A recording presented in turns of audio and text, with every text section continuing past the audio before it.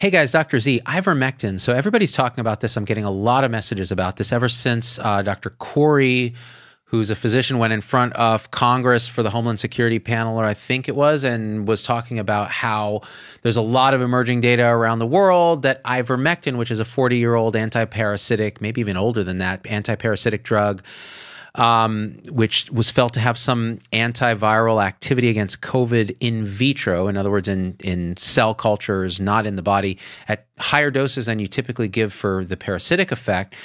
Looking at all that data, he's saying, hey, we need to do something because this is showing efficacy in all the trials that are looking at it. And so he actually used the term wonder drug. And now everybody is very excited about this. Now, this is a group, I think they call themselves Frontline Critical Care Alliance or something along those lines. And this is how I think we should think about this, because we don't know the answer to the ivermectin question, and it has a lot of sort of similarities to what we were doing with hydroxychloroquine early on. People saying, okay, here's an anecdote, here's a small retrospective trial, here's a larger retrospective trial. In other words, looking backwards at data and going, okay, who had gotten this and who didn't get this, and let's compare the groups after the fact. And it turns out there's a lot of bias in those kind of trials that it's very difficult to control for. So they're not the best trials. So forward-looking prospective trials that are randomized, that are preferably blinded so you don't know whether you got something or not, that have a placebo group, that's really the gold standard to try to figure out, is something effective? And with hydroxychloroquine, when you do those trials, it doesn't seem to work again and again and again. And in fact, even, treatments that may show some promise like remdesivir, WHO does a big randomized trial, it doesn't work. We really want to grasp onto these ideas that medications are going to save us from this thing. And that's why I think there's so much interest in this, because these are pretty smart, well-intending physicians from reasonably reputable places coming and saying, hey, we need to do something right now. Okay, I get it. People are dying everywhere. But we haven't done a good prospective randomized trial on this. So we should. So before we can call anything effective, even in any meaningful way, in this pandemic, it's not that hard to do a prospective randomized trial when there's so many patients getting infected with coronavirus. It'd be reasonably easy to get enough numbers to do a trial for this, right? Now they cite trials in Egypt and Iran, randomized trials, but looking at some of those, they're smaller, they're biased because you're comparing against hydroxychloroquine or something. You need a placebo-controlled trial or true standard of care trial. There's different ways to structure it, and we'll talk about that in future shows. But this is what I really want to impress, okay? Does ivermectin work? Maybe. We don't know for sure. Is there some evidence? Yeah. Is it strong evidence? I don't think so. Not yet. There's a lot of it, though. And one of the problems is in South America, the governments of certain countries said, go ahead and start using this. It's available over the counter. So a bunch of the population took it and they said, oh, look, we're seeing decrease in cases, decrease in mortality.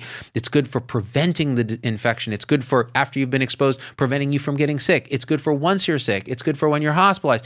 But now you can't even do a good placebo-controlled randomized trial in South America because so many people have already taken the drug.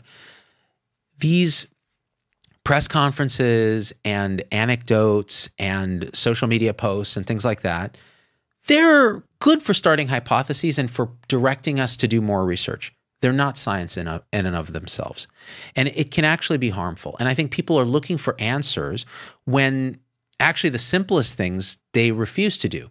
Social distance, wash hands, wear a mask, don't gather in large crowds. Okay, we don't want to do that. All right, then ivermectin.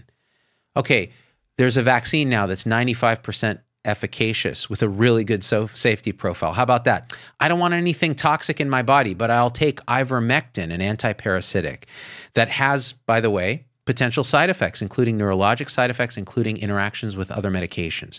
So what I'm asking for here is don't shut down the research on ivermectin. Do more research on ivermectin. Listen to these guys and actually follow up and look at the existing data in depth.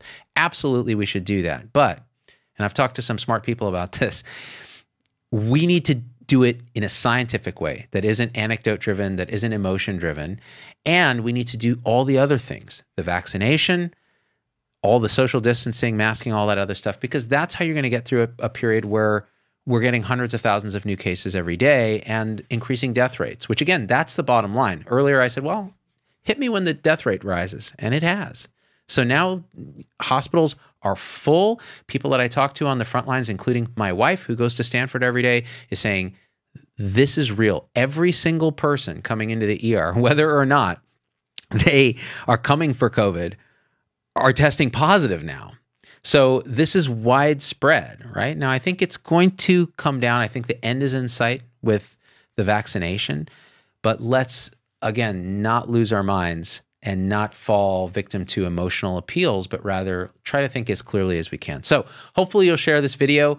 Hopefully we will do a piece very shortly on vaccination. And I love you guys. We are out. Okay, become a subscriber. Click the subscribe button. Then right to the right of his little bell. Hit that bell. Booyah! You get notifications. Never miss any of our stuff. I love you guys. We out.